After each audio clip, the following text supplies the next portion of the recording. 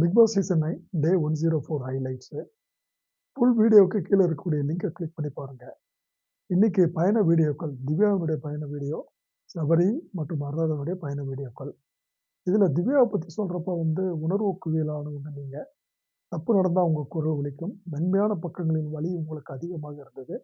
யார சம்பாதிச்சீங்களோ இல்லையோ, என்ன சம்பாதிச்சிருக்கீங்கன்னு பிக் பாஸ் சொல்றப்போ, திவ்யா அழுக ஆரம்பிச்சுருவாங்க.